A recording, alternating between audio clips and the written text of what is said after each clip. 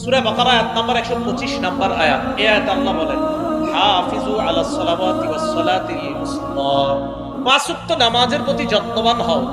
ওয়া কুমু লিল্লাহি কানিতিন, আল্লাহর সামনে বিনীতভাবে দাঁড়াও। তাহলে কিবলার সামনে দাঁড়াইলাম, বিনীতভাবে দাঁড়াইলাম। এখন কথা হলো দাঁড়াবো কেন, দাঁড়িয়ে কেন নামাজ পড়বো? সহিহ বুখারীর 5 নম্বর হাদিস 1117। এই হাদিসের মধ্যে আসছে নবীর সাহাবা ইমরান ইবনে হুসাইন তিনি বলেন, কানাত বি বাওয়াসির, আমার অর্শরোগ ছিল। অর্শরোগ ছিলেন তো? আমি আল্লাহ নবীর কাছে জানতে চাইলাম, ইয়া রাসূলুল্লাহ, আমার অর্শরোগ, নামাজ আমি কিভাবে পড়বো আমাকে আপনি জানায় দেন। আল্লাহ নবী বললেন, সল্লি কাইমান, তুমি দাঁড়িয়ে নামাজ পড়বা। ফাইন লাম তাস্তাতি' ফাকাইদান, যদি দাঁড়িয়ে নামাজ পড়তে না পারো তাহলে বসে পড়বা। ফাইন লাম তাস্তাতি' কাইদান, যদি বসে না পারো ফাআলা জামবিন, শুয়ে শুয়ে। তাহলে বলেন তো, এক নাম্বার যদি দাঁড়ানোর সক্ষম হয় তাহলে কিভাবে নামাজ পড়তে হবে? তাহলে দাঁড়াইলাম, কিবলার সামনে দাঁড়াইলাম, এবার আমি নামাজ শুরু করব। আসল আলোচনায় ঢুকতেছি। আমি আরিফ বিন হাবিব কিভাবে নামাজ পড়ি এটাই কই আমি। এবার আমি নামাজে দাঁড়াবো, দাঁড়ানোর পর আল্লাহু আকবার বলবো আমি, এটা বলে তাকবীর বলবো আমি। এখন কথা হলো, আল্লাহু আকবার যে বলবো এটার দলিল আছে কোথায়? হ্যাঁ, এই যে আমি আল্লাহু আকবার বলবো, সূরা মুদ্দাসসিরের মধ্যে আছে। আল্লাহ পাক রব্বুল আলামিন বলেন, ইয়া আইয়ুহাল মুদ্দাসসির কুম ফাআনজির ওয়া রাব্বাকা ফাকাব্বির। সূরা মুদ্দাসসিরের 3 নম্বর আয়াতে আল্লাহ বলেন, ওয়া রাব্বাকা ফাকাব্বির, তাকবীর বলো, আল্লাহু আকবার বলো। তাহলে আল্লাহু আকবার বলা পাইলাম। এখন আল্লাহু আকবার বলে যে শুরু করতে হবে, এটার দলিল কোথায় আছে? তিরমিজি শরীফের 3 নম্বর হাদিস, তাহরিমুহা আত-তাকবীর। তুমি নামাজের বাহিরে যে বৈধ কাজগুলো আছে, এই বৈধ কাজগুলা আল্লাহু আকবারের মাধ্যমে হারাম করবা। নামাজের বাহিরের বৈধ কাজগুলা আল্লাহু আকবার বলে ওই বৈধগুলাই নামাজে হারাম করতে হবে। নামাজে খাওয়া কি বৈধ না অবৈধ? নামাজে অবৈধ। বলেন, নামাজের বাহিরে খাওয়া বৈধ না অবৈধ? নামাজে অবৈধ। তাহলে নামাজের বাহিরের অবৈধ কাজগুলা আল্লাহু আকবার, এই তাকবীরের মাধ্যমে এগুলা হারাম করা। এটা হলো তাকবীরে তাহরিমা। আচ্ছা, আল্লাহু আকবার বলে আমি নামাজ শুরু করব। এখন আমি আল্লাহু আকবার বলবো, আমি যে আল্লাহু আকবার বলবো এটার দলিল আছে কোথায়? সহিহ বুখারী 789 নম্বর হাদিস। এটা কেন বলতেছি? ঝগড়া মুক্ত সমাজ দেখতে। আপনাদেরকে নতুন দাওয়াত যদি দিতে আসে, বলবেন ভাই আমি যেটা করতেছি এটা সঠিক। যদি এটা সঠিক না হয় তো আপনি এটা শুনবেন, আর যদি সঠিক হয়ে থাকে তা আপনার দাওয়াত আমি কেন নিব? আরেকজনের দাওয়াত ঠিক। আল্লাহু আকবার বলবো, আল্লাহু আকবারের দলিল সহিহ বুখারী 789 নম্বর হাদিস।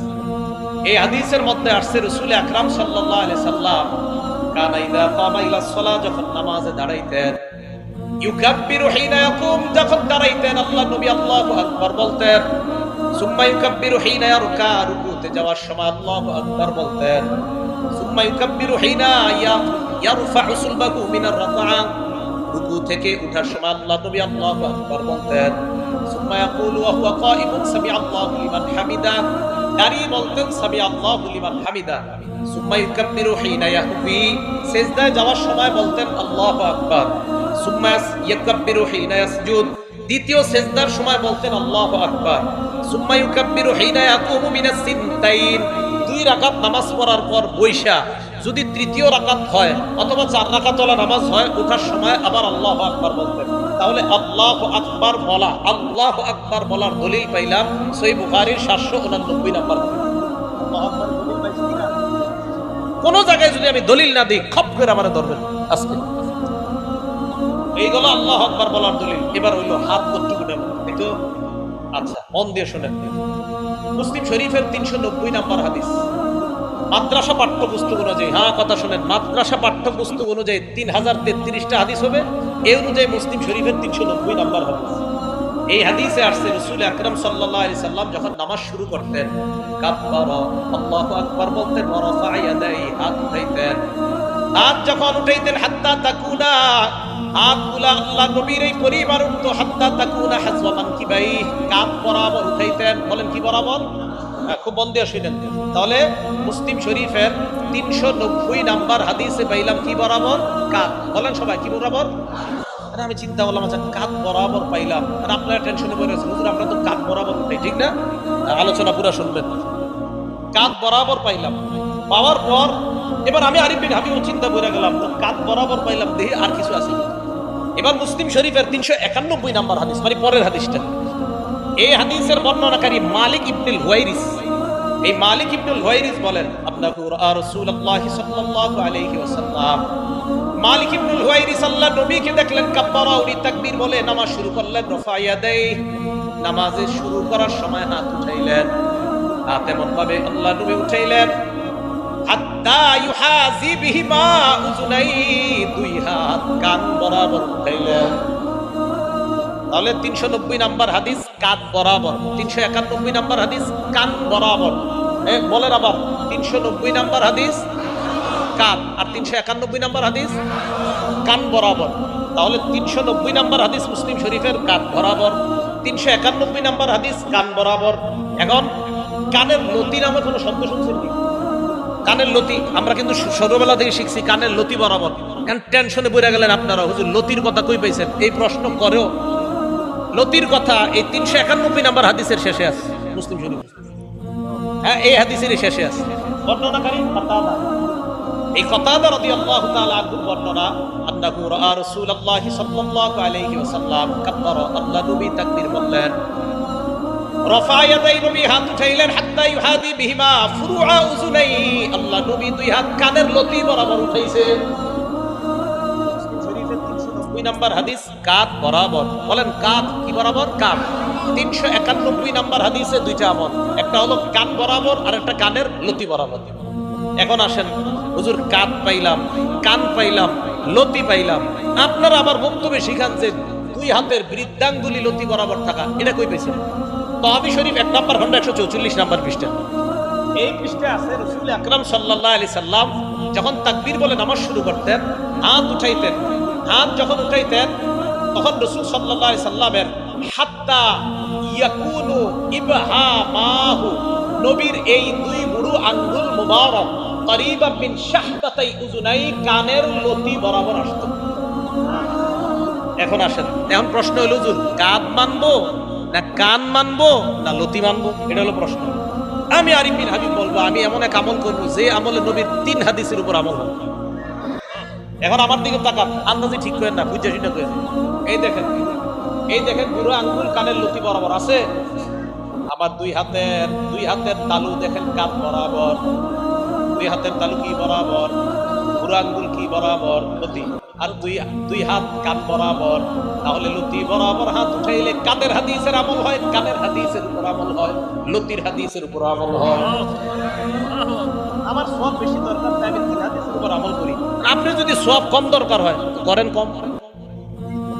আমার যদি কেউ বলেন হুজুর আপনি এটা কেন করেন, আমার সওয়াব বেশি দরকার তাই এটা করি, এটার নামই হানাফি মাযহাব। এটার নাম কি মাযহাব? হানাফি মাযহাব। এটা মনে করেন নতুন ধর্ম। তাহলে হাত উঠাইলাম, রয়ে গেল এবার হাত বাঁধবেন কই হুজুর? ঠিকই তো। এই ব্যাপারে 3টা হাদিস শুনেন। 1, তিরমিজি শরীফের 252 নাম্বার হাদিস। এই হাদিসের মধ্যে আসছে কানান নবী সাল্লাল্লাহু আলাইহি ওয়াসাল্লাম ইয়াউমুনা, নবী আমাদের ইমামতি করতেন। ইয়াখুযু শিমালাহু বিয়ামিনিহি, আল্লাহ নবী বাম হাতকে ডান হাত দিয়ে ধরতেন। কোথায় ধরতেন? নাই। ডান হাত দিয়ে বাম হাত ধরতেন, এটা আছে। কোথায় ধরতেন? এটা নাই। আবার বলছি, ডান হাত দিয়ে বাম হাত ধরতেন, কোথায় ধরতেন? এটা নাই। তাহলে হাদিস একটা পাইলাম, তিরমিজি শরীফের 252 নাম্বার, ডান হাত দিয়ে বাম হাত ধরতেন। এবার বুখারী শরীফের 740 নাম্বার হাদিস শুনেন। এই হাদিসে আসছে কানান নবী কানান নাস ইউবারুনা আইয়াদআ আর-রাজুলুল ইয়াদাল ইউমনা আলা জিরাইহিল ইউসরা, সাহাবাদেরকে আদেশ করা হতো সাহাবারা যেন ডান হাত দিয়ে বাম হাতের বাহু ধরে। বলেন ডান হাত বাম হাতের বাহুতে রাখবে। বলেন ডান হাত বাম হাতের। প্রথমে পাইলাম ডান হাত দিয়ে বাম হাত ধরা, বুখারীর হাদিসে পাইলাম ডান হাত বাম হাতের বাহুতে রাখা। এখন আপনাকে প্রশ্ন, হুজুর আমরা তো কবজি ধরি, এই তো, আর আমরা কবজি ধরি না। তাহলে আবার আগের কথা, এমন এক হাদিসের উপর আমল করবো যে হাদিসে বাহুও আসে, কবজিও আসে, তালুও আসে, যে আমল করলে নবীর 3 হাদিসের উপর আমল হয়, এমন কোন হাদিস পাই কিনা দেখি। আবু দাউদ শরীফের 727 নাম্বার হাদিস। হাদিস যা বলছি সব সহিহ হাদিস। আবু দাউদ শরীফের 727 নাম্বার হাদিস। এই হাদিসে আসছে রাসূল আকরাম সাল্লাল্লাহু আলাইহি সাল্লাম ওয়াদা ইয়াদাহুল ইউমনা আলা যহরি কাফিহিল ইউসরা ওয়া রুসদি ওয়াস সাইদি, নবী ডান হাত দিয়ে বাম হাত মুবারক এমন ভাবে ধরতেন যে নবীর ডান হাত বাম হাতের তালুর পিঠ ধরতো, বাম হাতের কবজি ধরতো, বাম হাতের বাহু ধরতো। ওই আগের তিরমিজির হাদিসে আছেন 255 নম্বর হাদিসে আছে হাত ধরতেন, বুখারীর 740-এ আছে বাহু ধরতেন, আর আবু দাউদের 727 নম্বর হাদিসে পাইলাম বাহুও পাইলাম, কবজিও পাইলাম, হাতের এই তালুর পিঠও পাইলাম। তো এই হাদিসের উপর আমল করলে বুখারীর হাদিস অনুযায়ী বাহুর উপর আমল হয়, তিরমিজির হাদিস অনুযায়ী হাত ধরার আমল হয়, আবু দাউদের হাদিস অনুযায়ী কবজি, হাতের তালুর পিঠ এবং বাহু সবগুলোর উপর আমল হয়। ভাই আমি এই জন্য এটা পালন করি। আমি কখনো কাউকে আঘাত করে কথা বলা পছন্দ করি না, কিন্তু আমাকে যদি বলেন কেন, আমি বলবো এই কারণে আমি 3 সুন্নাহ পালন করে বেশি সওয়াব চাই। আমি আগেও বললাম ওই জায়গায় আমি বেশি সুন্নাহ পালন করে বেশি সওয়াব চাই। এবার শুনছেন দ্বিতীয় কথাটা, এটাই হানাফি মাযহাব। এটা কি মাযহাব? এটা কোনো নতুন ধর্ম না, এই ভুল বুঝবেন না। এবার আসেন হাত বাঁধবেন, এই তো কি করবেন, হাত বাঁধবেন। এই কথাগুলোর বিরুদ্ধেও যদি কারো কেউ থাকেন মন দিয়ে শোনেন, শিক্ষিত কোনো যুবক ভাইরা যদি শোনেন, শোনার পরে আমার বিরুদ্ধে কিছু লেখার আগেও আপনি অন্তত মাথাটা লাগায় চিন্তা করবেন যে আসলে রাসূলের সুন্নাহ কোনটা। এখন আসেন হাত রাখা। সহিহ ইবনে হিব্বান আরো অনেকগুলা কিতাব আছে, বলি এই জায়গা খালি মুসান্নাফ ইবনে আবি শাইবা মনে রাখবেন। মুসান্নাফ ইবনে আবি শাইবা 3959 3959 নাম্বার হাদিস। আলকামা ইবনে ওয়াইল ইবনে হুজুর থেকে বর্ণনা, তিনি বলেন রাআইতুন নবিয়্য সাল্লাল্লাহু আলাইহি ওয়াসাল্লাম ওয়াদা ইয়াদাহুল ইমনা আলাল ইসরা, আমি আল্লাহর নবীকে দেখলাম আল্লাহর নবী ডান হাত দিয়ে বাম হাত ধরছেন, বিসসালাতি তাহতা সুররা, নামাজের মধ্যে নাভির নিচে হাতটা রাখছে। আমি আল্লাহর নবীকে দেখলাম, আলকামা ইবনে ওয়াইল ইবনে হুজুর বলেন আমি আল্লাহর নবীকে দেখলাম ডান হাত বাম হাতের উপর রাখছে নাভির নিচে। আর যে আগের আমলটা বললাম যদি এই জায়গায় ধরেন অটোমেটিক আপনার হাত নাভির নিচে চলে যাবে। আল্লাহর নবীকে দেখলাম আমি নাভির নিচে রাখছে। এটা হলো মুসান্নাফ ইবনে আবি শাইবার 3959 নম্বর হাদিসের বর্ণনা, সনদ সহিহ। 3960 নম্বর হাদিস যে বর্ণনা, ওইটারও সনদ সহিহ। ওই বর্ণনার মধ্যে এক তাবির বর্ণনা আছে সনদ সহিহ। উনিও বলছেন যে রাসূল আকরাম সাল্লাল্লাহু আলাইহি সাল্লামের নামাজের পদ্ধতি এটাই যে ডান হাতকে বাম হাতের উপরে রাখা।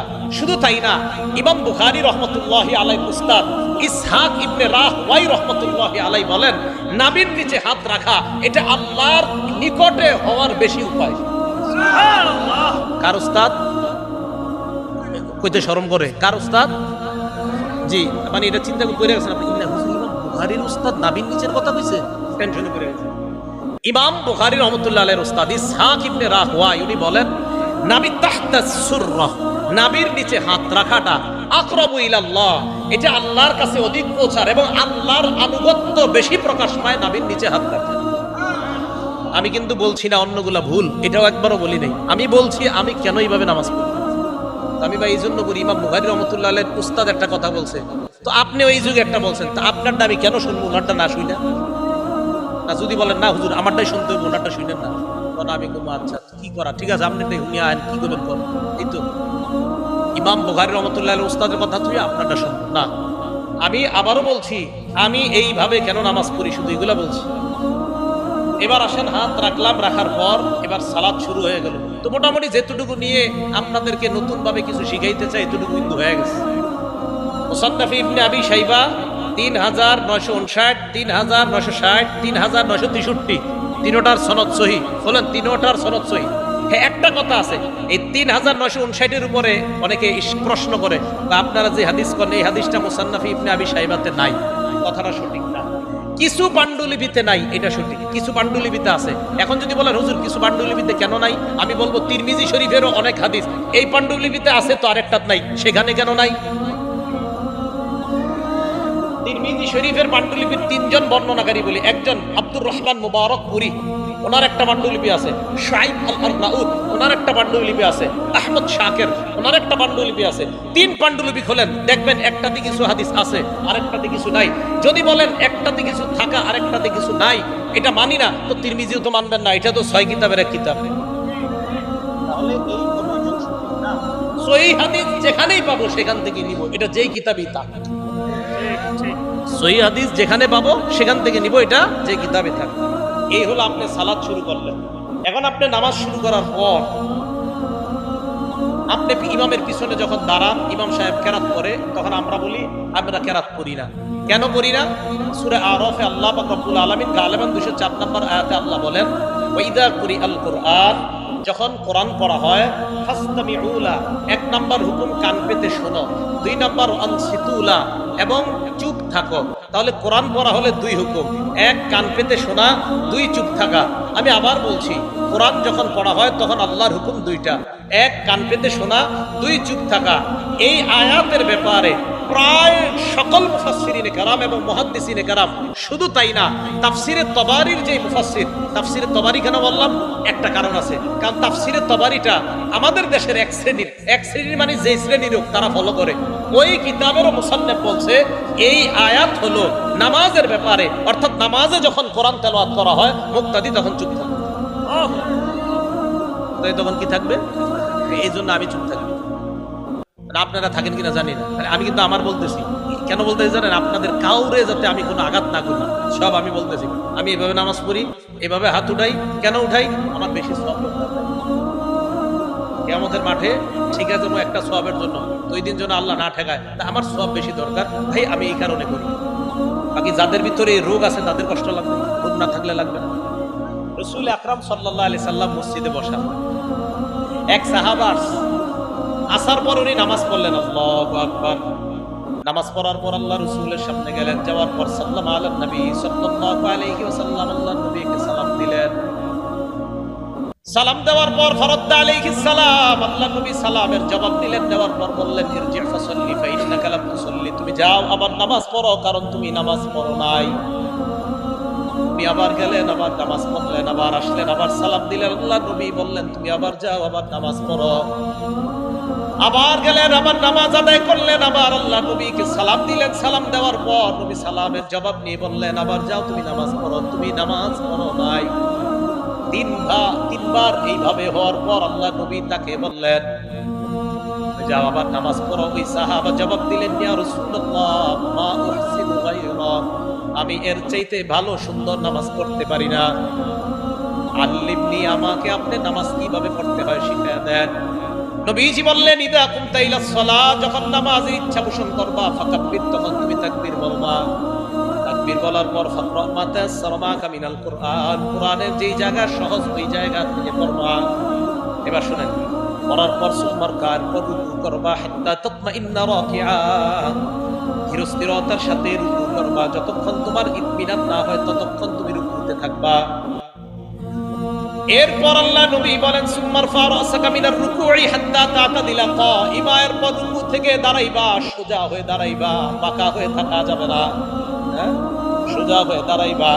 আমাদের অনেকেই এইভাবে বাঁকা হয়ে থাকে, আর বুঝায়, ও ইমাম সাহেব তাড়াতাড়ি সিজদায় যান,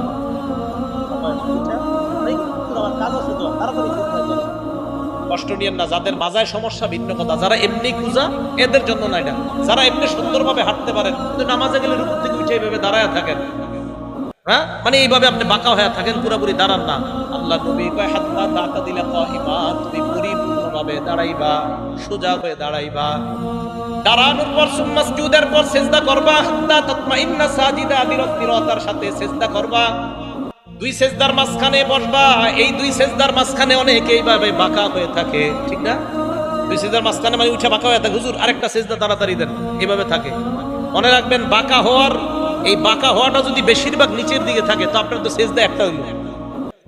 আরে বাঁকা হওয়া যদি বেশি নিচের দিকে থাকে তো আপনি সেজদা 2টা দেওয়ার কথা না, তো আপনার তো কোনো ওজোর নাই, আপনি ইচ্ছা করে এইভাবে রয়েছেন, মানে আপনি এক সেজদা থেকে এখনো উঠেন নাই, 2 সেজদার মাঝখানে আপনি বসেন নাই। আল্লাহ নবী বললেন, এইভাবে 2 সিজদার মাঝখানে বসবা। ইফআল যালিকা ফি সালাতিকা কুল্লিহা, আমি যেইভাবে তোমাকে নামাজ শিখাইলাম এইভাবে তুমি নামাজ পরিপূর্ণ করবা।